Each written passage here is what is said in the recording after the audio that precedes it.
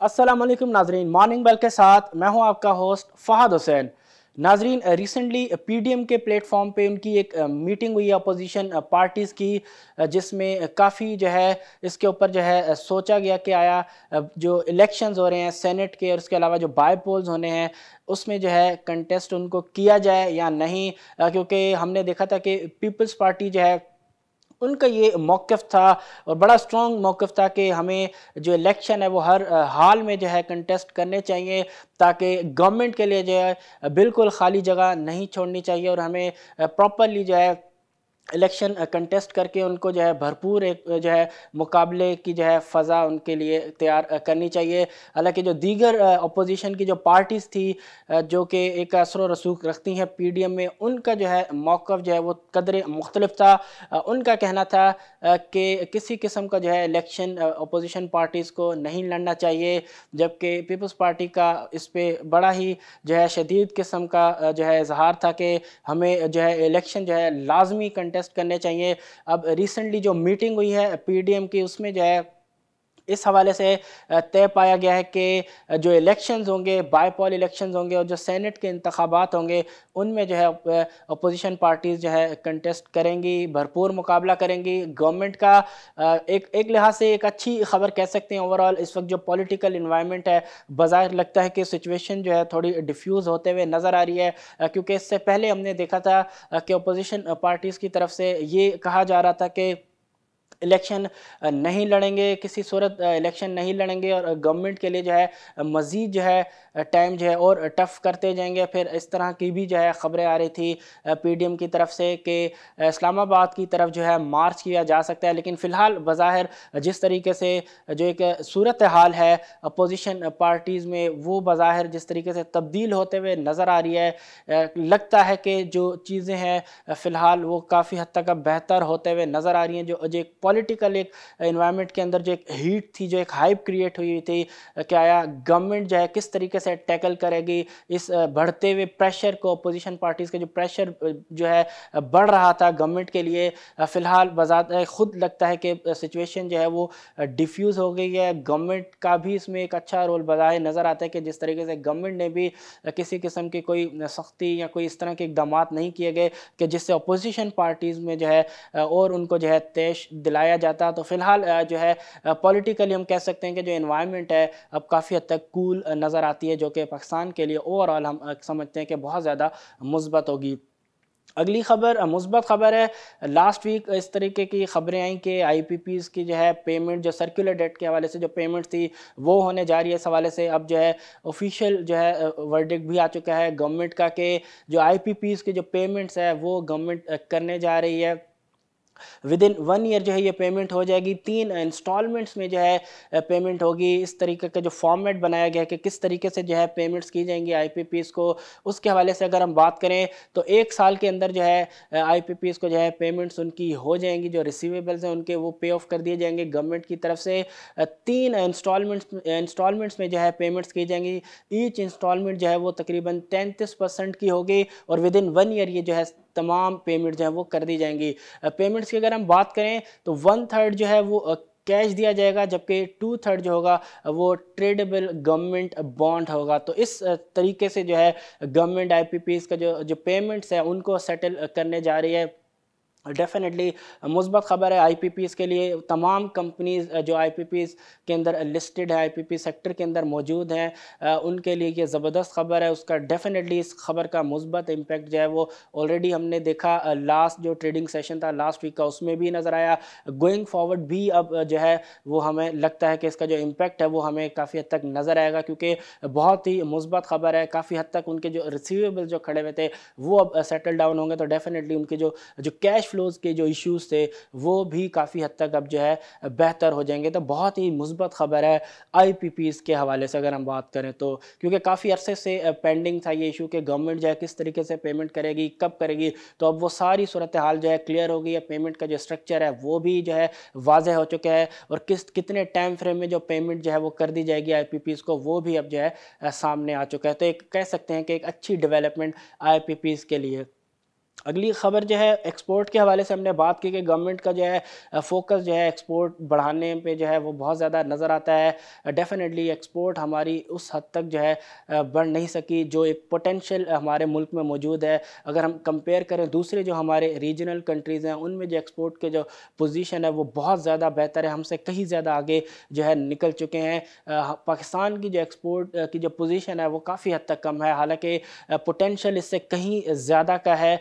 Companies जो है बहुत ज़्यादा जो है एक्सपोर्ट कर सकती हैं। ख़ासतौर पर टेक्सटाइल की अगर हम बात करें, बहुत ज़्यादा पसंद किया जाता है पाकिस्तान के जो टेक्सटाइल के जो प्रोडक्ट्स हैं उनको पूरी दुनिया में जो है पजीराई हासिल है। लेकिन कई इशूज़ ऐसे हैं जो सेक्टर को, इस टेक्सटाइल सेक्टर को जो है माजी में फ़ेस करना पड़े हैं, जिसकी वजह से हमने देखा कि पाकिस्तान में जो टेक्सटाइल की जो एक्सपोर्ट है वो उस हिसाब से ग्रो नहीं कर सकी कि जो जो एक पोटेंशियल था टेक्सटाइल की एक्सपोर्ट की ग्रोथ का, उस हिसाब से नहीं ग्रोथ कर सकी, जो कि काफ़ी हद तक हम कह सकते हैं कि अनफॉर्चुनेट रहा पाकिस्तान के लिए।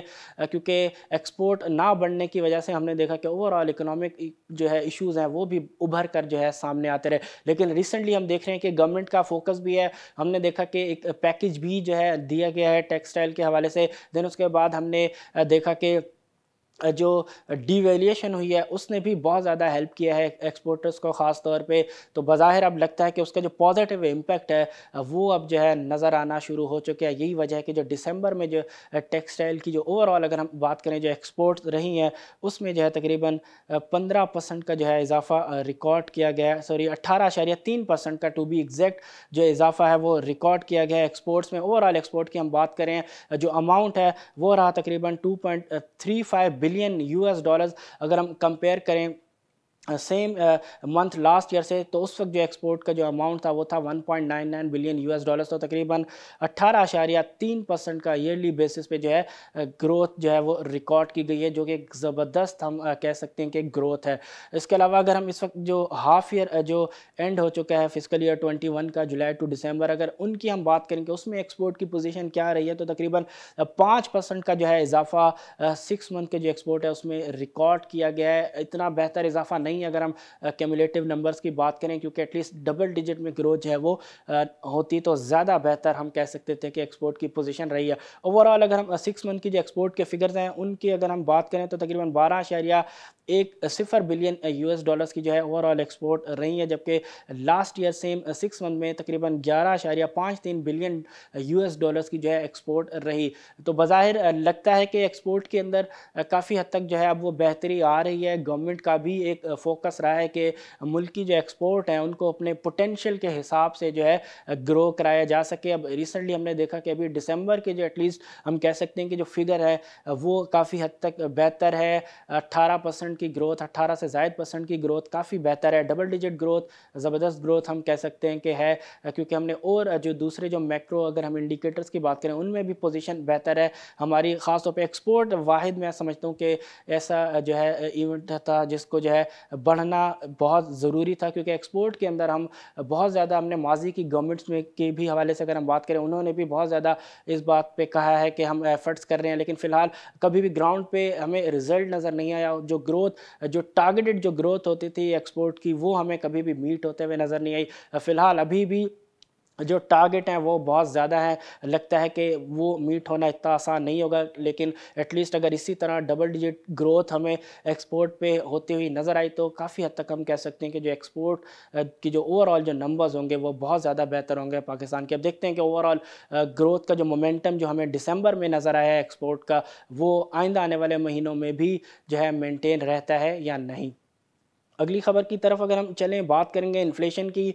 दिसंबर के जो इन्फ्लेशन के नंबर्स हैं जो पाकिस्तान ब्यूरो ऑफ स्टेटिस्टिक्स ने रिलीज़ किए हैं, दिसंबर में जो महंगाई की शरह है मुल्क में वो रही तकरीबन 8%। तो हमें एक और मंथ में नज़र आया कि जो इन्फ्लेशन है, ओवरऑल जो इन्फ्लेशन है मुल्क में वो कम होती हुई नज़र आई। कई कुछ महीने अगर हम पीछे जाते हैं तो उस वक्त हमने देखा था कि 9% या शायद इससे भी ज़ायद जो है इन्फ्लेशन के नंबर जो है वो पहुँच चुके थे।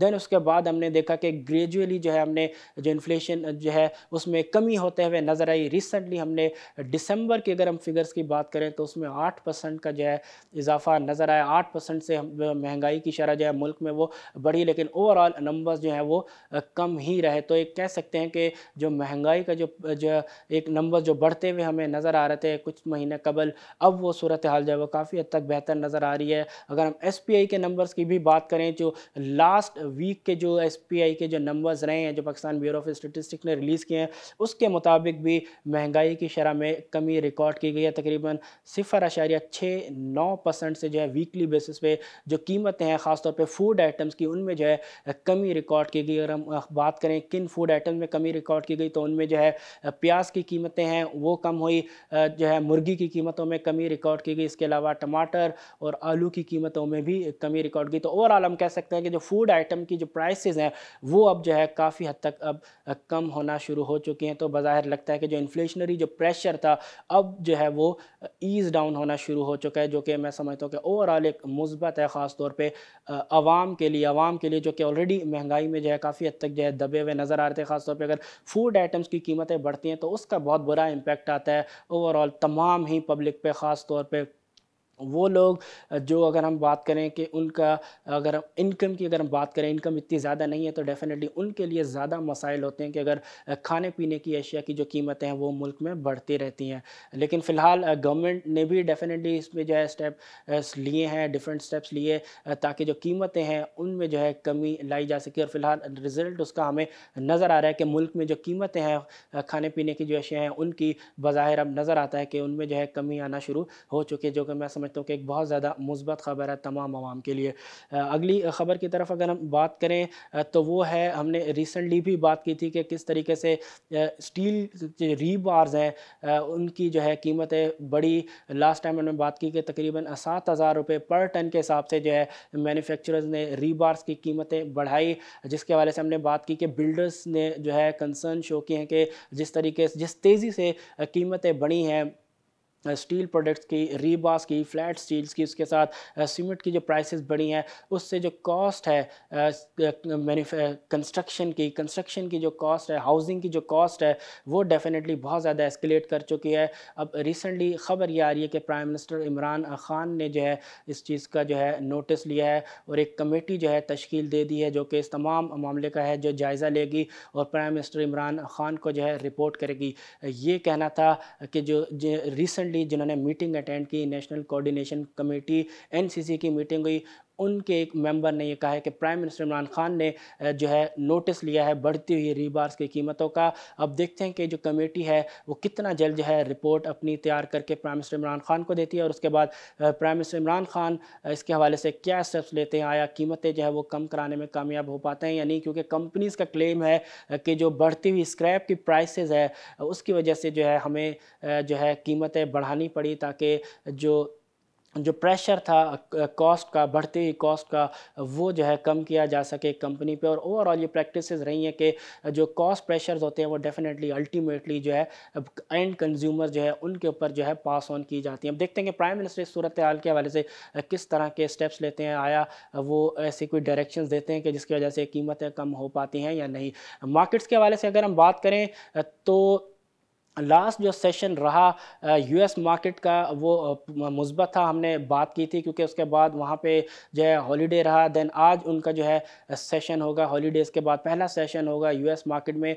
तो लास्ट सेशन की अगर हम बात कर लें तो मुस्बत सेशन रहा था, तकरीबन 196 पॉइंट के इजाफे के साथ डाउ जो है क्लोज़ हुआ। और वहीं अगर हम बात करें नेस्डेक की तो नेस्डेक भी 18 पॉइंट के इजाफे के साथ क्लोज़ हुआ। तो आज पहला सेशन होगा US मार्केट का न्यू ईयर का। तो अब देखते हैं कि जो है न्यू ईयर का आगाज़ किस तरीके से होता है और मार्केट्स की परफॉर्मेंस, US मार्केट की परफॉर्मेंस किस तरीके से रहती है। एशियन मार्केट्स की अगर हम बात करें तो आज एशियन मार्केट जो है वो मुस्बत जोन में ट्रेड होते हुए नज़र आ रही हैं, एक्सक्लूडिंग निक्की। जापान की जो मार्केट है वो हमें जो है कदरे माइनस होते हुए नज़र आई। इसके अलावा तमाम ही एशियन मार्केट जो है वो इस वक्त ग्रीन जोन में ट्रेड होते हुए नज़र आ रही हैं।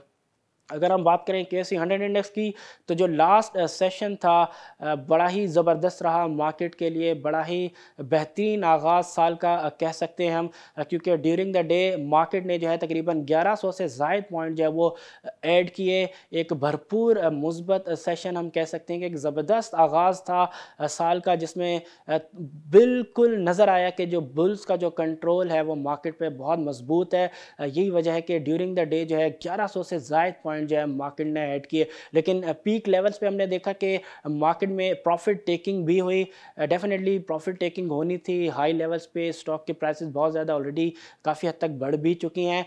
तो डेफिनेटली पीक लेवल्स पे जो है इन्वेस्टर्स ने प्रॉफिट टेकिंग करनी थी। यही वजह है कि जो काफ़ी हद तक जो इंट्राडे गेन्स थे वो मार्केट ने इरेज किए, लेकिन स्टिल मार्केट का जो सेशन था वो ज़बरदस्त क्लोज हुआ। अच्छे पॉइंट्स ऐड करने के साथ मार्केट का जो सेशन था वो फाइनली क्लोज हुआ तकरीबन 679 पॉइंट ऐड करके। जो मार्केट की जो क्लोजिंग रही वो रही तकरीबन 44,434 के लेवल पे। तो ज़बरदस्त सेशन आगाज़ साल का हम कह सकते हैं। वॉल्यूम भी हमें पहले सेशन जो था साल का उसमें बढ़ते हुए नज़र आए। KC 100 इंडेक्स के वॉल्यूम्स की अगर हम बात करें तो तकरीबन 386 मिलियन शेयर्स का काम हुआ, तकरीबन 20.5% का इजाफा जो है रिकॉर्ड किया गया KC 100 इंडेक्स की वॉल्यूम्स में, जो कि हम कह सकते हैं कि ज़बरदस्त वॉल्यूम की एक्टिविटी रही। अब आज का सेशन देखते हैं, आज पहला सेशन होगा इस वीक का, देखते हैं आज मार्केट की जो है परफॉर्मेंस कैसे रहती है। आया जो एक बुलिश मोमेंटम था लास्ट सेशन का, लास्ट वीक का, वो मेंटेन रहता है आज भी या नहीं, और कौन से सेक्टर जो है आज मार्केट में जो है वो टॉप परफॉर्मर रहते हैं, कौन से स्टॉक्स में जो है हमें बेहतर वॉल्यूम नज़र आता है। इसी के साथ चाहूँगा आपसे इजाज़त, इंशाल्लाह कल फिर आपसे मुलाकात होगी, तब तक के लिए अल्लाह हाफिज़।